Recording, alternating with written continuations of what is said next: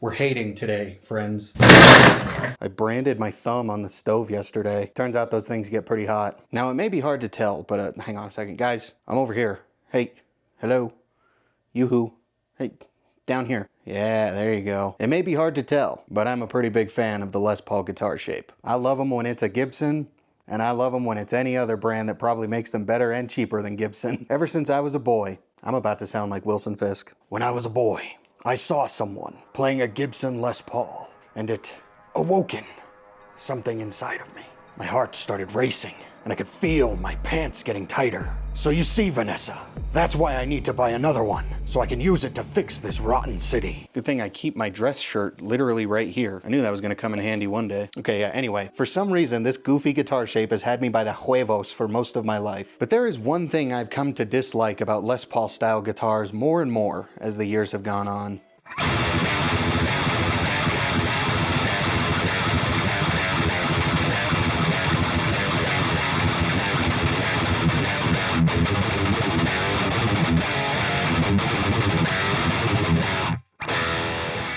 What is up, every single one of you single cut loving singularities? Den here. And I can tell you're all dying to know what it is that I, the Les Paul meat rider, hates about Les Pauls. It's not the headstocks that are about as stable as your marriage. It's not the tunematic bridges that cave in over time. It's not the fact that most of them weigh more than the state of Oklahoma. It's not the horrendously ugly kidney button tuners that come on most of them. It's not Gibson being a stingy little fart baby with the Les Paul shape. It's not the hit and miss quality control from Gibson and Epiphone. It's not the flame tops on Epiphones being somehow more underwhelming than Applebee's. It's not Gibson doing everything in their power to make sure owning a Les Paul feels like the most pretentious thing ever. It's not the fandom of pretentious old rich cornballs with a god complex. It's the 24 3/4 inch scale length. That's what it is.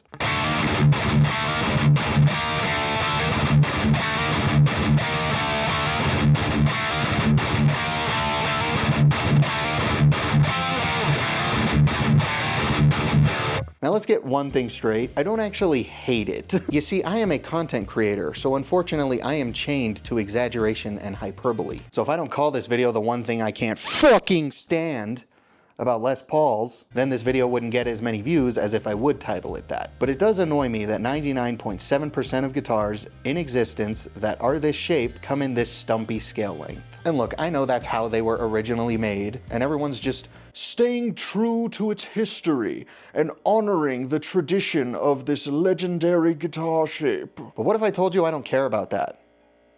Like at all. Like there's few things that I couldn't care less about. What if I told you I want a Les Paul that I can physically tune lower than C standard and still have some semblance of tuning stability? Like, why are the grand majority of them short kings? Do all of them really have to be little manlets? And look, I know the argument is that it makes the guitar a little bit easier to play because the strings are just a bit more slinky. But does it really? I'm not gonna lie to y'all, I've never really felt a difference between a 24 3/4 inch scale length and a 25.5 inch scale length. But what I have started to notice is that on all of my Les Pauls, besides my 30-inch baritone Gretsch, I can't really tune them lower than C standard without the intonation and tuning stability getting all fucky.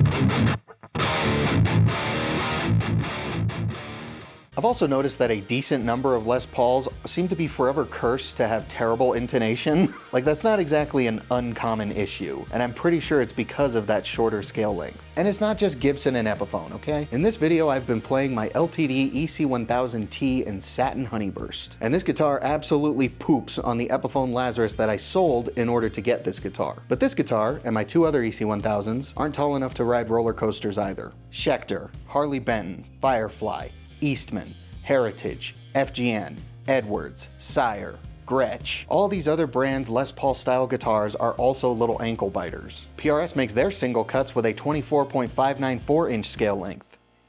That's even shorter. So that's cool. Oh, fuck.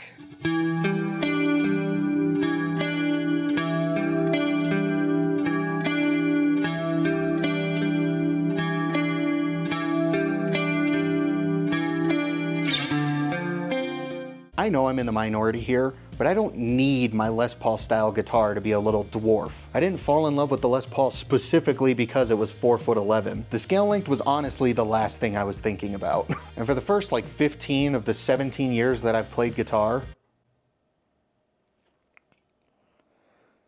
man, I'm getting old. But for the first like 15 of the 17 years that I played guitar, I stayed in E standard except for when I occasionally wanted to get crazy and went down to drop D. So the scale length really did not matter. But these last couple of years I finally started branching out and I've really come to enjoy lower tunings. I kind of just go to D standard by default now.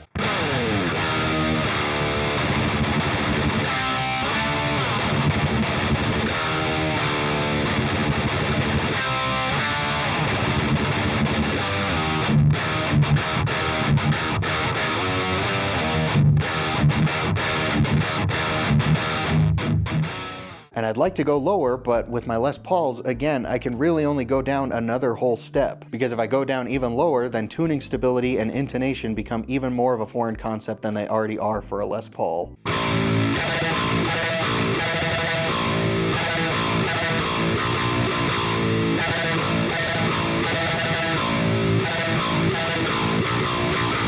And look, I'm fine if 24.75 is the standard scale length of a Les Paul for whatever goofy reason. But why can't there be more Les Paul style guitars just with longer scale lengths? Metal music is only getting more and more popular, and the tunings are only going lower. So it'd be nice if I could have a Les Paul style guitar that I could physically tune down to at least drop A without it needing an Evertune to get there. What I'm getting at is we need more 25.5-inch scale length Les Paul style guitars, and we definitely need more baritone and extended range versions. Like, I know some exist, but for the ones that do exist, I'm gonna sound like a conservative movie critic here, but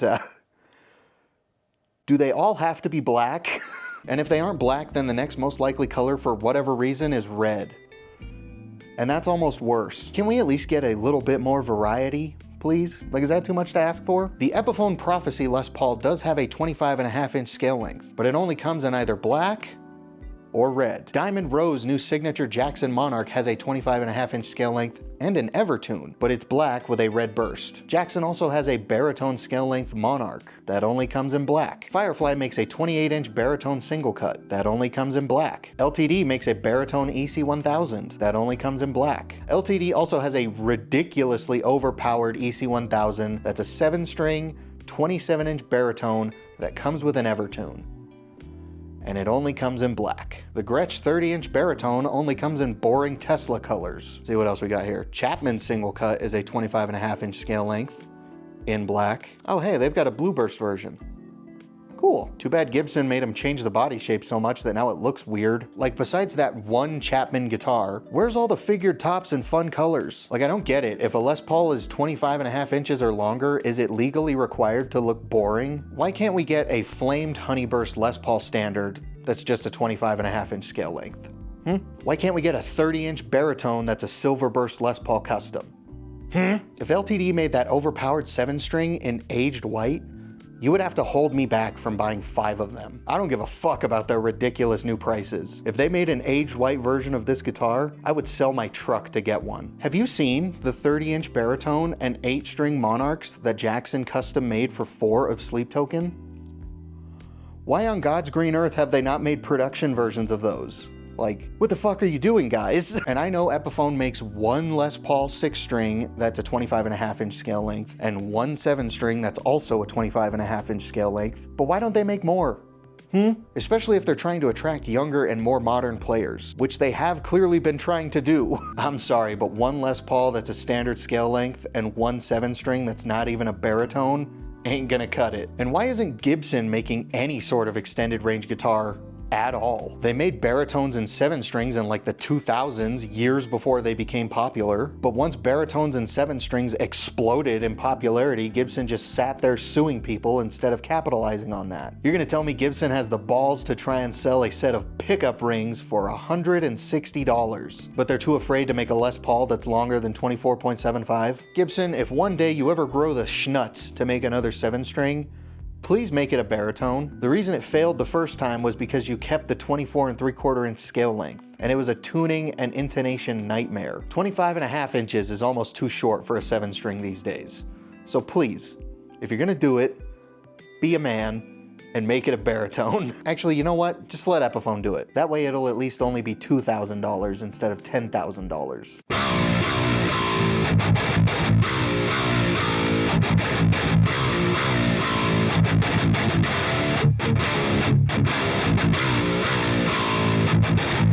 Do not get me wrong. I love my Les Pauls. They are my favorite guitars in all of guitardom. But as the years go on, I can't help but feel like I'm being held back more and more by the short scale length. And I really hope others share this same sentiment, because if the demand is there, then they'll make more extended range Les Paul style guitars. Who knows, maybe I'm the only one here with taste. And like I said earlier, lower tunings are only getting more and more popular. So I really hope to see more brands try to capitalize on that with the Les Paul shape. It certainly would make my bajinkles bajoink.